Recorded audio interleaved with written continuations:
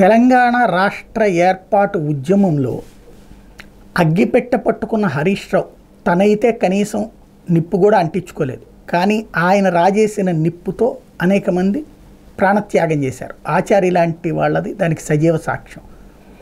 అదే సందర్భంలో ఎంతకి ఇవ్వనటువంటి తెలంగాణ అంశంలో సోనియా గాంధీని బలిదేవతగా విమర్శిస్తూ తీవ్రస్థాయి ఆగ్రహం వ్యక్తం చేశారు నాడు కేసీఆర్.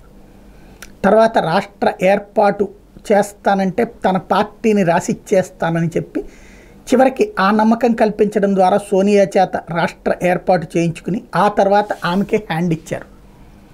తెలంగాణ దేవతగా నిన్ను కొలుస్తాం అన్నటువంటి స్టేజ్ నుంచి తెలంగాణ బాపుగా తను రికార్డుకి ఎక్కాలా, దేశానికి గాంధీ గారిలాగా తెలంగాణకి బాపుగా అని తనకి తాను ప్లాన్ చేసుకున్నారు.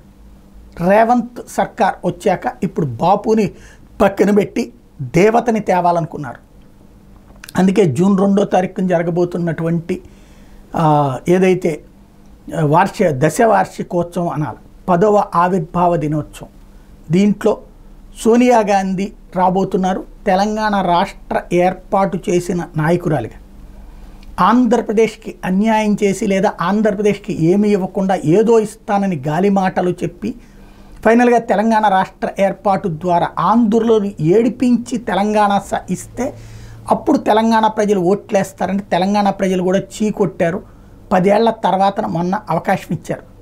ఇప్పుడు సోనియా గాంధీని తెలంగాణ మాతగా చూపించేటటువంటి రేవంత్ ప్రయత్నం సక్సెస్ అవుతోంది. జూన్ 2వ తారీఖుతో 1వ తారీఖుకి ఎగ్జిట్ పోల్స్ వచ్చేస్తాయి. తెలంగాణకు సంబంధించినటువంటి అంశం కూడా అందులో క్లారిటీ వస్తుంది. ఒకవేళ సీట్లు తగ్గినా ఇక రేవంత్ జోలికి వచ్చేటటువంటి అవకాశం ఉండదు. రేవంత్ సోనియా కుటుంబంతో జాగ్రత్తగా ర్యాపో మెయింటైన్ చేస్తున్నారనడానికి సాక్ష్యం సోనియా గాంధీ ఈ కార్యక్రమానికి వస్తూ ఉండటం.